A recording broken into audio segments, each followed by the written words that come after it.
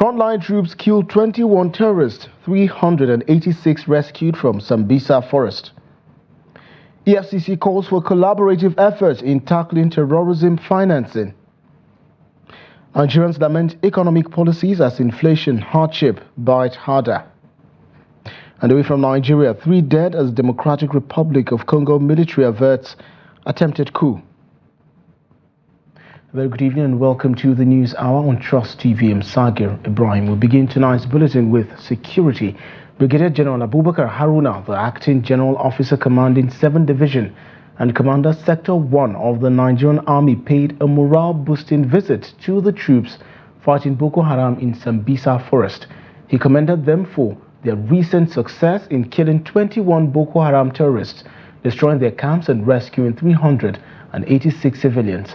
General Haruna made these remarks while addressing the troops on the outskirts of Sambisa forest in Kunduga local government area following a successful 10-day operation. You have done wonderfully well. Everybody is happy with you.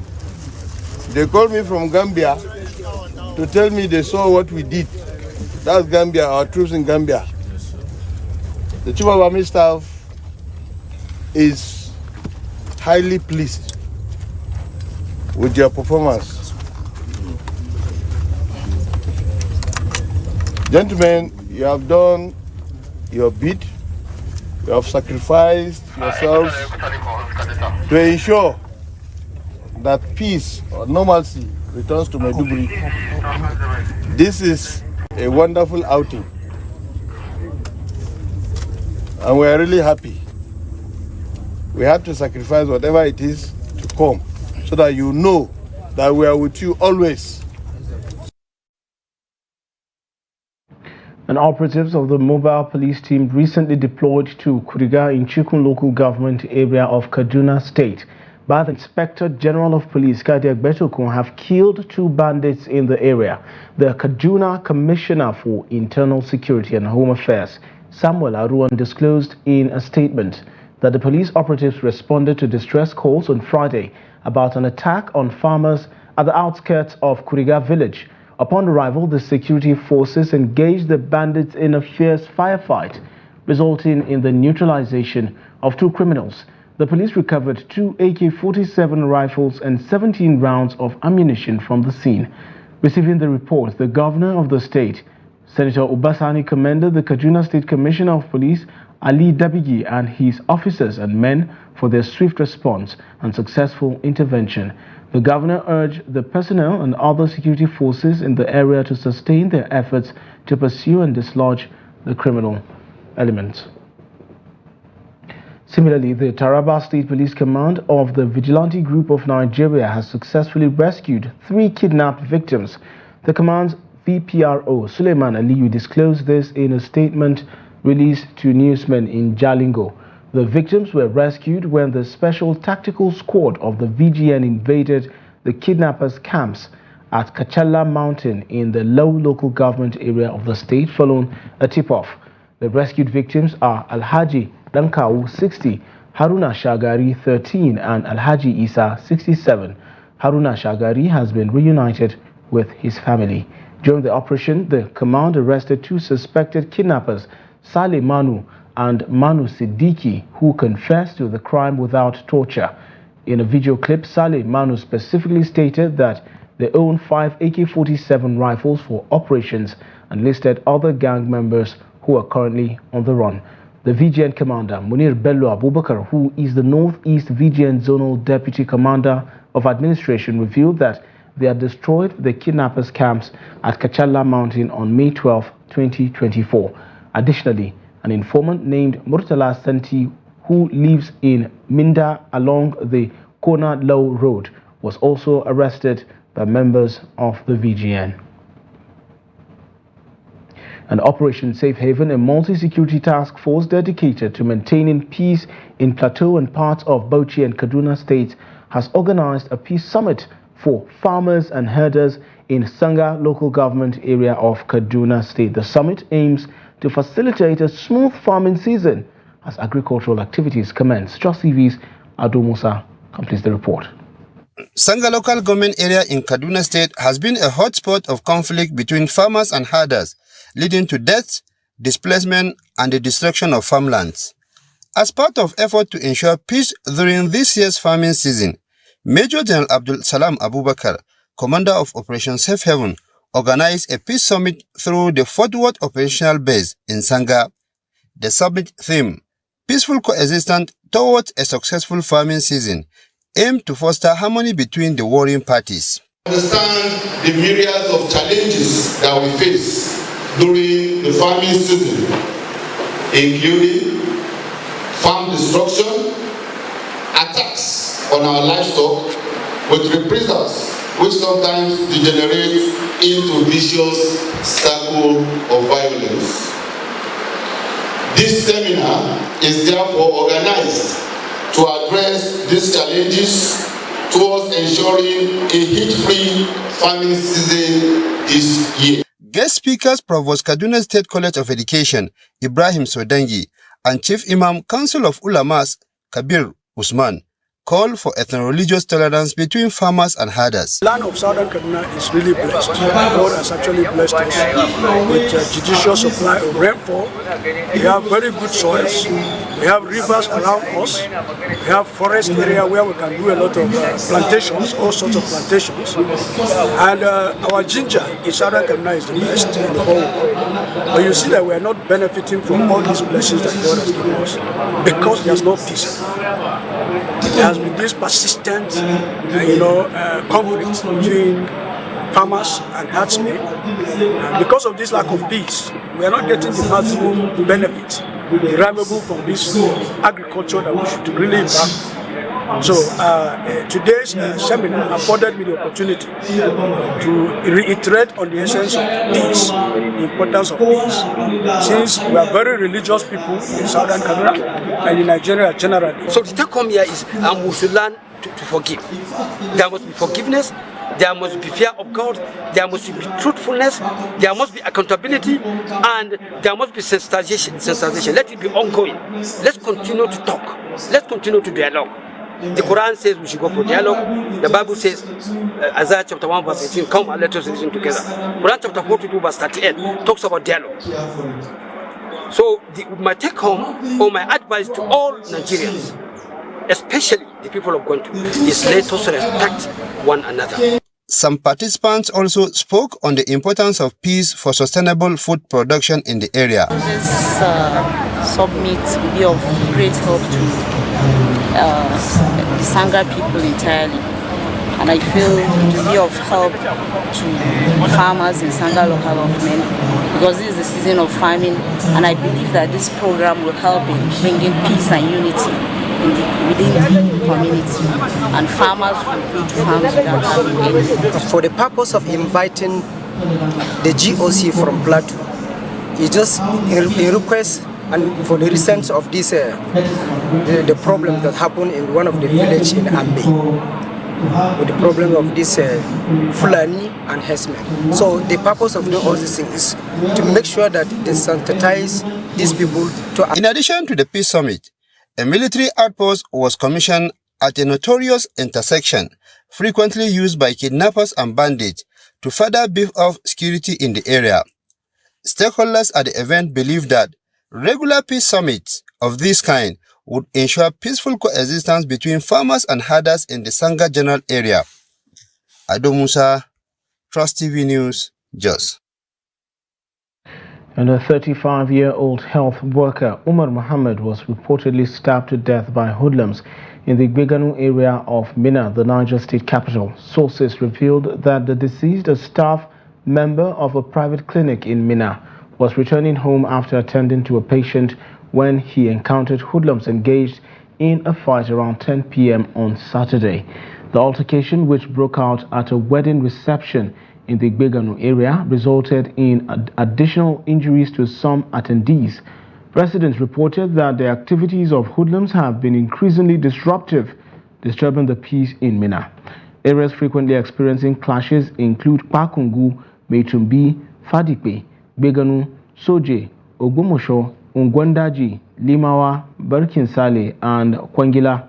The Niger State Police Command's Public Relations Officer SP Wasiu Abiodun confirmed the incident on the 17th of May 2024 at about 200 hours. It was reported that Pakungu Division that there was a wedding ceremony at Beganu area, while some miscreants from the area, reportedly led by one Ukasha and others armed with dangerous weapons, attacked a victim named Umar Muhammad, 35 years old. The victim sustained serious head injuries and was rushed to General Hospital Minna, where he was later confirmed dead by the doctor, Abiodun stated. 2 suspects have been arrested and efforts are ongoing to apprehend the remaining culprits. A joint task force operation Udoka successfully foiled a kidnap attempt in the Umuaka community of Njaba local government area in Imo State. According to a statement by Lieutenant Colonel Jonah Onukalu, the task force's spokesman, the incident occurred on May 17, 2024, while troops were on a routine patrol along the Olu-Owerri road. The troops received an alert about the kidnap attempt and the kidnappers' escape route. During the ensuing firefight, the soldiers neutralized one kidnapper and injured 2 others, despite their attempts to use bystanders as human shields. The troops recovered one AK-47 rifle, 2 loaded magazines, and a motorcycle from the scene. In a separate operation, troops, in collaboration with personnel from Naval Base Oguta, neutralized a member of the indigenous people of Biafra, IPOB, and its Eastern Security Network terrorist group in Amagberedere village, Oguta local government area. During a raid on the group's suspected hideout, the terrorists opened fire upon sighting the troops, leading to a firefight. Lieutenant Colonel Onuakalu urged residents of the southeast to report any security-related information to the military by dialing 193 and pressing number 2 for quick intervention. And at least 8 persons lost their lives on Saturday night at the Imo State University Owerri Junction. The tragic incident occurred when an articulated vehicle lost control and rammed into vehicles and passers-by at about 7 p.m. Now, eyewitnesses at the scene reported to Trust TV News that some victims were rushed to the Federal Medical Center in Owerri for urgent medical attention. Trust TV's Ajibade Praise tells us more. As at the time Trust TV visited the scene, the rescue mission was still ongoing. Eyewitnesses say the heavy-duty vehicle had a brake failure, leading to the driver losing control of the vehicle and crashing into commuter buses loaded with passengers. So the man, for me, the man, in order not to kill many people, he now skidded off his lane and now came to this lane. And now he's rammed on about 3 to 4 vehicles, and the worst happened. I would have been in the mortuary by now, but I thank God. And this morning, I went to church to thank God, to praise Him for what He has done for me and my family. Like when I left my home, I spoke with my mother before coming here. Traffic wardens and all that. I know there is a law that prohibits trucks from moving during the day. I'm sure there is a law. For some states it's around 10 p.m. they can move. For some states around 9. So my problem is there are people that should keep the law. There is no way this truck just came here. I'm sure it must have passed some traffic wardens, passed some policemen, passed some army. We already know that there are a lot of military present in these states. So, but look at it now. They would have looked at it and moved high. Though frantic efforts were made by some passerby to save the lives of the victims by rushing them to nearby hospital, disappointingly, no doctor was available to provide medical assistance until they were taken to Federal Medical Center in Owerri. And people, we are nonchalant. People, we are more interested in doing videos, recording people who were dying, and as well, there were others who were there to robbing accident victims. So immediately I started shouting, raise the alarm. I started shouting. I started asking people, please, can you help? Take as many as you can into my vehicle. Yesterday, what my attention was drawn in a situation where our people are no longer value life at all. I was imagining yesterday, I was informed yesterday people were videoing me instead of helping me. They are videoing me, trying to get one thing or the other out of social media. I don't know why. Sadly, a lecturer at IMSU who was identified as Dr. Nicholas Isinwa from the Department of Marketing, who hailed from the Ohajegbema local government area of the state, was one of the victims confirmed dead. The police public relations officer, Henry Okoye, confirmed the incident. He said 6 persons died on spot, while others were being attended to at the FMC in Owerri. He, however, warned against reckless driving, while urging drivers of articulated vehicles to ensure their vehicles are in good conditions before and after any journey to avoid sad incidents such as these. Ajibade Praise, Trust TV News, Owerri. Amid ongoing issues of food inflation and fuel price hikes, Nigerians have urged the Tinubu-led government to implement more favorable economic policies. Among the suggested reforms is the regionalization of the agricultural sector to better address local needs and boost food production. The report.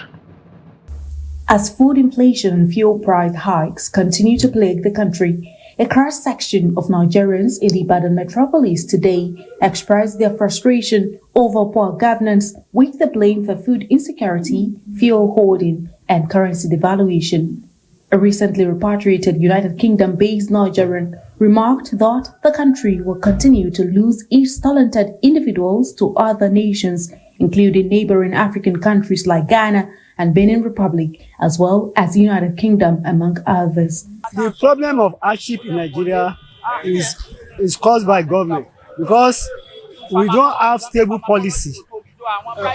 As I'm talking, I'm an engineer. We don't have stable policy. These are what is affecting us, and the cost of living is too high on the external, and they have devalued the naira currency. What are they doing about the autonomous foreign exchange market? These black markets are affecting the economy. And secondly, power. If you want the economy to go, there must be 24-hour power. Government should provide good security, so farmer can go to farm. Everybody that they want to go anywhere, they can travel. So they will not be that students lost today, tomorrow another thing happens. So government should do something.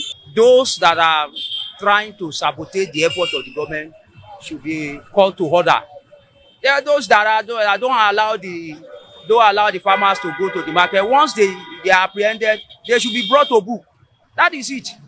In his reaction, Cleric Victor Ademiomiole called on the current administration, led by President Bola Ahmed Tinubu, to regionalize agriculture, similar to the Operation Feed the Nation initiative of the 1970s, to achieve food sufficiency. I've been saying it times without number. We have to go back to Operation Feed the Nation. It might not be enough, but it's going to reduce a lot of things. And by so doing, if you can be able to practice it will help us. Experts believe the government should provide substantial support to indigenous farmers through credit facilities and input subsidies. Additionally, strengthening security to protect the lives of farmers and other citizens is crucial. These measures, they argue, could significantly alleviate hunger in Nigeria. Stakeholders in the legal profession have enjoined the Nigerian Bar Association to ensure the implementation of a better remuneration policy for practitioners to enable struggling young lawyers stand on their feet.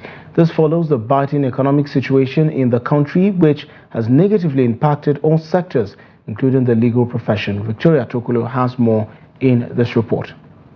The services of lawyers impact on every aspect of life in the society. Hence, the profession is regarded as a very noble one. Despite its nobility, many lawyers, particularly younger ones, are still struggling to make ends meet, a situation many say is a dent on the profession.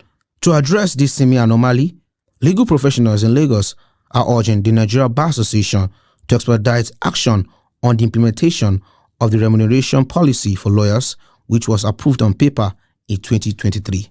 The law has not been very dynamic in that respect. We had the solicitors charges of the 1960s. Then eventually, last year, 2023, the remuneration scale was now amended. But the implementation of that remuneration scale is what is going to be a problem now. It's going to be a big challenge. I understand that the NBA and some other stakeholders, they are working towards that to ensure that that remuneration scale, as amended in 2023, will be, the NBA and every stakeholder will be able to help us keep to it. Real issue is the economy of the country. Well, maybe 10 years or more, I don't remember lawyers finding it hard to make ends meet. In fact, law was one of the most stable professions in the world. I didn't know any lawyer that was poor. But now, with this current government, let me just say it's everywhere. It's everybody that's feeling it. We have structures. We have structures for remuneration, for payment of lawyers. The actual reality is that most clients don't want to comply. Most clients will think, oh, what is lawyer paying? How much is there? Some of them, if they instruct you to do agreement, they will say, what did you do? What did you do? Is it not just to type? Is it not just to write? Even when you go to litigation, some of them don't really appreciate what you put in. They will say their case is good. If you win the case, they will say, after all, my case is good. The lawyer didn't do anything. But if you lose, the blame will be on you. They will say you didn't do anything. So the problem we have is the real appreciation of the profession of what a lawyer does by the economic and socio-political society that we live in. Practitioners believe that if the Nigeria Bar Association can assist with the implementation of the remuneration policy, the profession will remain noble and more sustainable for all legal members, especially the younger ones. That was Victoria Tokolo's report as presented from our studio. Moving on, the Adamawa State government has unveiled the schedule of activities to commemorate the one-year anniversary of Governor Ahmadu Umaru Fintiri's second tenure. During a briefing at the government house in Yola, Dr. Edgar Sunday Amos, Chief of Staff to the governor, outlined the plans. As part of the government's ongoing urban renewal efforts, Governor Fintiri will flag off the construction of new roads and commission those that have been completed. Tomorrow, 20th May 2024 at 10 a.m., there will be the flag off of construction of road network at Federal Housing Estate Bajabure in Gire local government area. On the 21st, there will be the flag off of construction of 7-span flyover along Yola Junction Road at A.A. Lowell Junction and half cloverleaf interchange at Yola Numan Road, linking the superhighway that will also be constructed to link the two flyovers. There will also be the flag off of completion of construction of the Jimeta Stadium along Yola Numan Road. On the 23rd of May 2024, there will be the commissioning of Demsa Cottage Hospital in Demsa local government area and the commissioning of Demsa Township Roads, the same Demsa local government area. On Friday, 24th May 2024, there will be Muslim prayers in Aga Mosque to mark the first anniversary of the second term and Christian prayers in EYN Church on Sunday, 26th May 2024. The Anambra State Governor Chukwuma Soludo has dismissed all transition committee chairmen across the state's 21 local government areas. The directive was issued in a letter titled Expiration of Tenure and Handover to Heads of Local Government Administrations dated May 17, 2024 and signed by the State Commissioner for Local Government and Chieftaincy as well as Community Affairs, Collins Nwabuane. The order takes effect from Monday, May 20th, 2024. The action follows the expiration of the tenure of the Transition Committee while directing them to hand over the affairs of their local government councils to the head of the local government administration. You're watching the news hour on Trust TV. Coming up shortly. Soaring cost of living pushing households into menial labor to make ends meet. This and of course more stories after the break. Join us again. Welcome back to the news hour. Now a recap of our major headlines again. Frontline troops killed 21 terrorists, 386 rescued from Sambisa forest. The FCC calls for collaborative effort in tackling terrorism financing. And to all the stories now, Vice President Kashim Shettima has called on the governors of the Northeast states to intensify efforts in reviving the sub-region's lost glory through education, business and economic activities. Shettima emphasized the critical role of education in fostering development and urged the governors to focus on enhancing educational infrastructure and quality. Trust TV's Adam Imam has details. Vice President Kashim Shettima launched the Accelerated Senior Secondary Education Program in Bauchi, aimed at improving access to quality education in the Northeast. He emphasized the importance of enhancing educational infrastructure and curriculum to foster regional development. This initiative by the Northeast Development Commission seeks to address critical educational needs and support long-term progress in the region.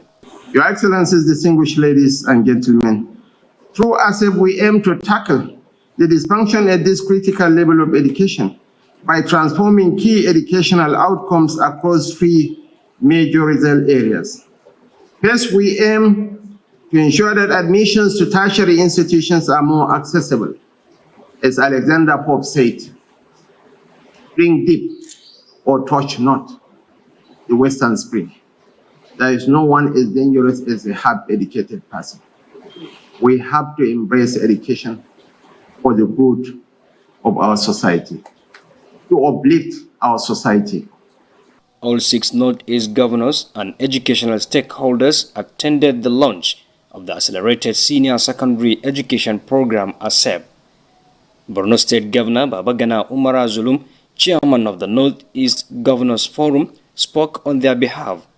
The event coincided with the forum's annual meeting in Bauchi. We are fully aligned with the focus and pillars of ASEP.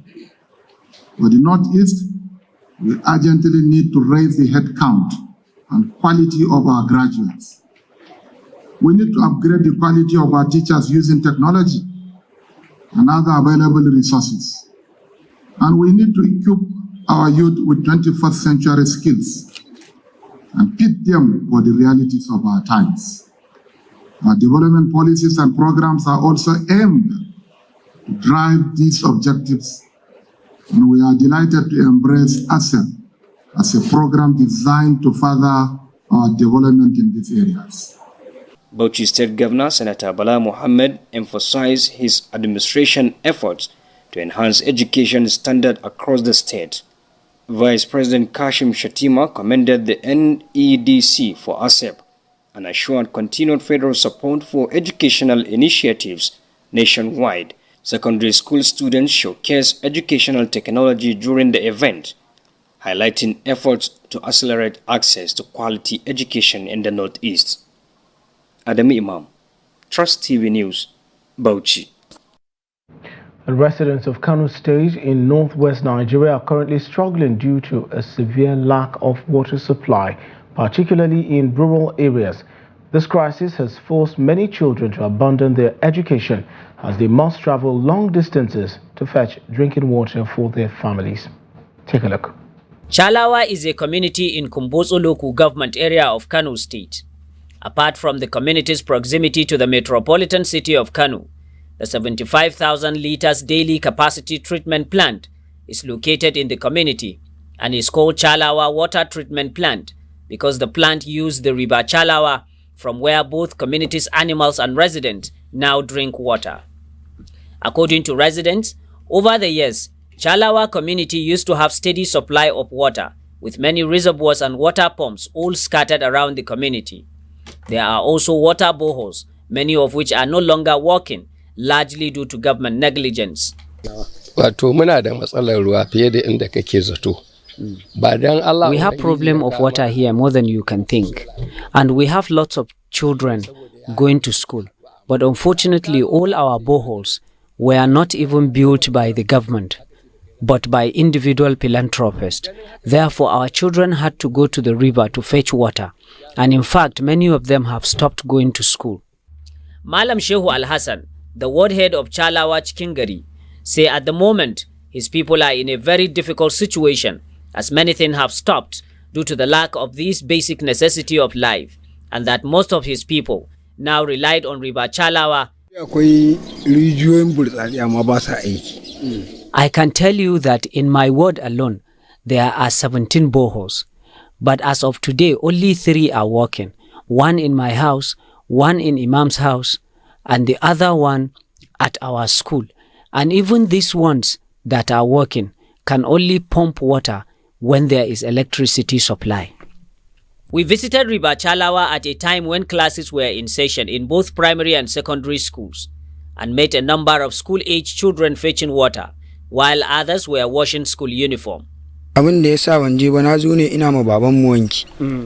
did not go to school today because I have to wash my father's clothes, and because there is no water in town.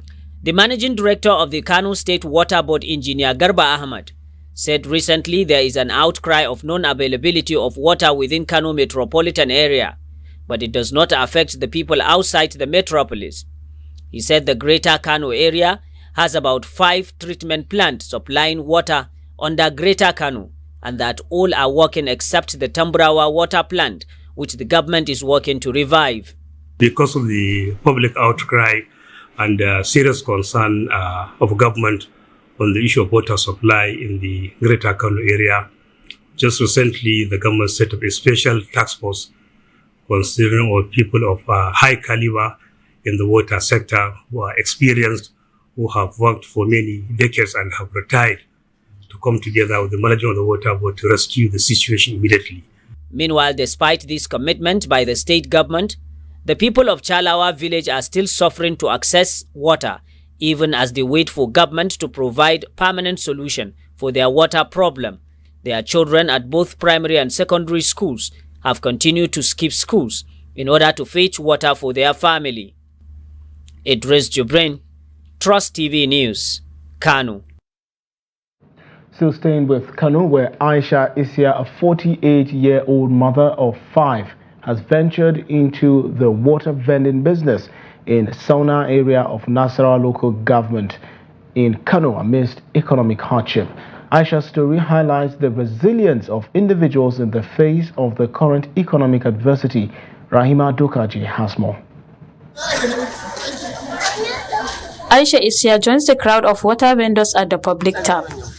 This has been Aisha's daily routine in the Sauna area of Nasarawa local government for over a year, a stark pattern from the usual movement of getting children ready for school. Aisha's rented cart is an evidence of the economic realities of her household. Her husband's income as a builder's laborer is unpredictable, leaving the weight of providing for their family on her shoulders. It's because of the challenges of life. My husband is unemployed and has no stable source of income. I'm doing this to provide for my family. That's why I chose the water vending business. I didn't have the capital to start any other business suitable for a woman. Aisha's challenges extended beyond financial constraints. During Ramadan, she rented 2 water carts to increase her income. But a cruel twist of fate saw one of the carts stolen, adding another burden to her already stretched finances. The arrangement is a hire purchase. I typically rent 2 carts. Unfortunately, one was stolen during Ramadan. I'm still liable for its payment.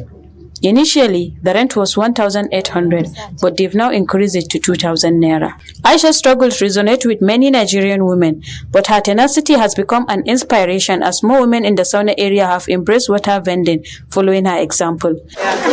A year ago, she was the only female water vendor in this area. Now, her determination motivates others to join the business.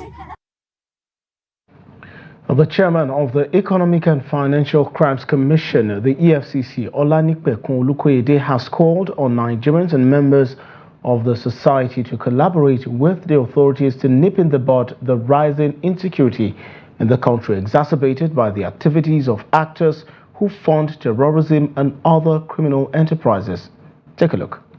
While the EFCC chairman spoke extensively on efforts the commission is making, including the adoption of technology to meet up with contemporary challenges, Ulukoyede wasn't silent about the activities of Nigerians and other members of the public, whose actions, he says, has aided and abated the criminals. Some of our discoveries recently, when we went into investigating some of these platforms, was mind-boggling. We thought Binance was a major one. Yes, a major one, we are prosecuting them, but much more other platforms we have discovered. Some of these activities are also promoted by Nigerians, most times. Now, when our military and law enforcement agencies go to work, Nigerians are supposed to support them. Fighting terrorism is collective responsibility. If 4 out of every 5 Nigerians can stand for what we are here for today, in 6 months, we will nip this thing in the bud. We must not leave this responsibility to the military and to the law enforcement alone. Chairman of the ICPC, in his remarks, blamed poverty and illiteracy for the rising cases of insecurity in Nigeria. Poverty, illiteracy have been identified as some of the main causes of terrorism in Nigeria. These twin ills must be tackled effectively to stop extremism and violent dissent. Bad governance and corruption have direct relations with the prevalence of poverty and illiteracy. And this is something which all of us are aware that if there is good governance, definitely there will be peace and security in the society. Others called for protection of the interests of security operatives, while also pledging the support of the National Assembly to strengthen financial regulations to tackle illicit financial flows. These issues are priorities to us as we have enshrined in the legislative agenda, but particularly we believe that some of the legislative interventions that can help address these issues include strengthening of anti-money laundering laws to cover a broad range of transactions and entities, to support, of course, the ICPC, EFCC, and other bodies like that, to also improve the effectiveness of the Financial Intelligence Unit. I mean, it's only in Nigeria you will see this kind of thing. So-called nonsense actors will take arms and be killing, police will be killing army, and people just move on just like that. We need to protect our security men and women that are also giving their lives. And sadly, some of them, when they are even killed on this, not even any national honor, not even any support to their families. We need to change the way we do things, otherwise we will not encourage people to even join any security, agencies. Even the anti-corruption agencies, see how they are being bullied, they've been attacked simply because they want to help cleanse the country. They want to prevent people from taking the resources that are meant for our development. The EFCC had earlier in April 2024 frozen 1,146 accounts over unauthorized foreign exchange transactions. Some of them, its chairman says, were linked to individuals suspected to be financing the activities of bandits, terrorists, and other criminal activities in Nigeria. And the National Drug Law Enforcement Agency, the NDLEA, has declared an Indian-based Nigerian couple, Kazeem Omogoriola Owo-Alade and Rashidat Ayinke Owo-Alade, wanted for running a cocaine cartel from India. In a statement on Sunday, NDLEA spokesman Femi Babafemi said 4 members of the syndicate were arrested in Lagos, where a sports utility vehicle was recovered, adding that 2 houses traced to them were sealed for forfeiture to the federal government. In the same vein, NDLEA officers of the Directorate of Operations and General Investigations, DOGI, attached to a courier firm in Lagos on Wednesday, intercepted 2 parcels containing cocaine and methamphetamine concealed in a steel boat and shea butter, while the cocaine weighing 587 grams was concealed in 8 steel boat screws going to China. The amphetamine consignment, packaged in vape pens and hidden in shea butter, was going to the United Kingdom. Attempt by Emeka Nwadairo, aka Mega, to export 3.6 kilograms loud, a strain of cannabis concealed in 36 water flasks, to Dubai, UAE, was also thwarted at a logistic company in Port Harcourt, Rivers State on Thursday, while a swift follow-up operation led to the arrest of the owner of the consignment, Emeka Nwadiaro, in Onitsha, Anambra State. Similar arrests were made by the agency's command in Lagos, Benue, Borno, Kaduna, Yobe, Niger, Sokoto, Kano, Katsina, Edo, and Kwara, where tons of illegal drugs and other substances were seized. While commending the officers and men of the MMIA and other commands of the agency, the Chief Executive Officer of the NDLEA, Brigadier General Mohammed Buba Marwa, retired, said the agency's efforts have further affirmed the cardinal role of NDLEA in the security architecture of the country. And the Nigeria Security and Civil Defense Corps Commandant General Special Intelligence Squad has uncovered and dismantled an illegal refining site containing over 100,000 liters of stolen crude oil in Adobe Settlement, Eche Local Government Area, Rivers State. DC Ndora Apollos, commander of the CG Special Intelligence Squad, credited the success to credible intelligence that revealed suspects had vandalized a multinational company's wellhead and connected galvanized metal pipes with large hoses to siphon crude oil and process it locally. In a statement released on Saturday, NSCDC spokesman Babawale Afolabi detailed the findings at a crime scene. The operation uncovered several sites involved in the illegal refining of stolen crude oil. The crime scene included reservoirs cemented with trampoline filled with approximately 100,000 liters of crude.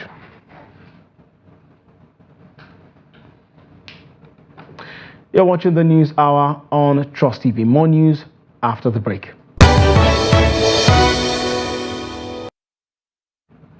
Welcome back. The Nigerian Union South Africa has condemned the killing of Prince Moka Ebuka, a 43-year-old Nigerian from Obosi, Anambra State.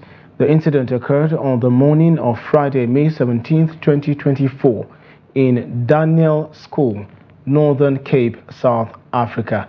In a statement signed by NUSA National Publicity Secretary Habib Miller, the union detailed the harrowing events reported by Ebuka's wife, Joyce. According to Joyce, law enforcement officers stormed their home, forcing her to evacuate with their young child to avoid the violence. The officers assaulted Ebuka, accusing him of possessing drugs. When no drugs were found, they took him to a waste dump, alleging he had hidden illegal substances there. Eyewitnesses reported serious misconduct by the officers, including requests for pepper spray after leaving Ebuka's residence. Despite using drug detection mechanism, no drugs were discovered. The intense interrogation led to Ebuka's death, raising concerns about the investigation's integrity due to the improper preservation of the crime scene. Miller noted that the police refused to issue a statement or allow the family to open a case docket, and Joyce Ebuka faced intimidation when she tried to report her husband's death. NUSA has demanded a thorough and impartial investigation into Ebuka's killing and broader police abuses in the Northern Cape. Abdurrahman Balogun, spokesperson for the Nigerians in Diaspora Commission, NIDCOM, condemned Ebuka's death, emphasizing that one death is too many. Balogun called for a thorough investigation and accountability for those responsible. And to stories outside the shores of Nigeria, 3 people were reportedly killed in the Democratic Republic of Congo's capital, Kinshasa, following a shootout between armed men in military uniform and the guards of a top politician. The incident, which the army described as an attempted coup, resulted in the deaths of 2 police officers and one of the attackers early Sunday morning. A DR Congo military spokesman announced in a televised address that the perpetrators of the failed takeover, including several foreigners, had been arrested. Brigadier General Sylvain Ekenge stated the attempted coup was nipped in the bud by Congolese defense and security forces. The situation is under control, end of quote, without providing further details. The incident occurred amidst a crisis within President Felix Tshisekedi's governing party over an election for the parliament's leadership, which was supposed to be held on Saturday but was postponed. The armed men attacked the Kinshasa residence of Vital Kamere, a federal legislator and candidate for Speaker of the National Assembly, but were stopped by his guards, according to his spokesman, Michelle Moto Muhima.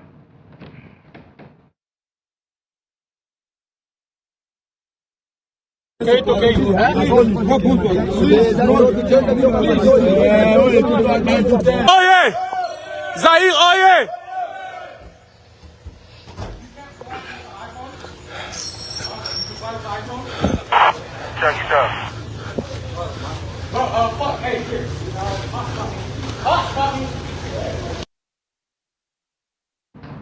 And a helicopter in the convoy of Iran's President Ibrahim Raisi was reportedly involved in an accident on Sunday. As stated by state media, however, it was not specific whether the president was on board at the time. State television reported some unconfirmed reports say that the helicopter carrying President Raisi has had an accident in East Azerbaijan province, indicating ongoing rescue efforts. Difficult weather conditions, including heavy fog, have hindered rescue teams' access to the accident site. Local media suggested that Foreign Minister Hussein Amir Abdullahian and other officials were also aboard the helicopter with Raisi. The incident occurred during Raisi's visit to East Azerbaijan province, where he inaugurated a dam project alongside his Azeri counterpart, Ilham Aliyev, near the border between the two countries. Raisi, age 63, has served as President of the Islamic Republic since June 2021. And to sports, the number of Nigerian table tennis players heading to the Paris 2024 Olympic Games has increased to 3 after Fatima Bello defeated Algeria's Linda Loghrebi in a 4-2 final of the second stage of the African Olympic Qualification Tournament at BK Arena in Kigali, Rwanda. Bello, who had initially failed to qualify through the first stage after losing 4-1 to Cameroon's Sarah Hanfu, came back stronger to secure the sole slot in the second stage of qualifiers for the women's singles. She will join her compatriot Olajide Omotayo and Ofyong Edem in competing at the Paris 2024 Olympic Games. Additionally, Algeria's Mehdi Bouloussa, who missed out in the first stage of the qualifiers, redeemed himself by picking the last slot in the men's singles of the qualification tournament.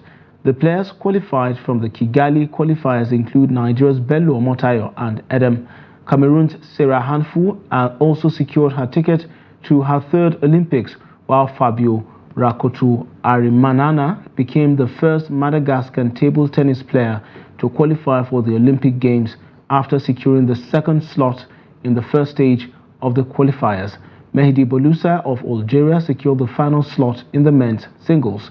Bouloussa, who narrowly lost 3-4 to Tunisia's Wassim Essid in the quarter-final round of the first stage, returned to winning form to claim the final ticket in the men's singles. To win the second stage of the qualifiers, Bouloussa defeated Saïd Idowu of Congo-Brazzaville and earned his maiden ticket to the Olympic Games. And to football, Manchester City beat West Ham 3-1 at Etihad Stadium to become the first team to win the English League title 4 seasons in a row.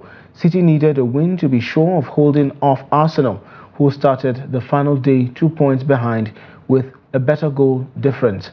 Phil Foden put Man City ahead after 2 minutes.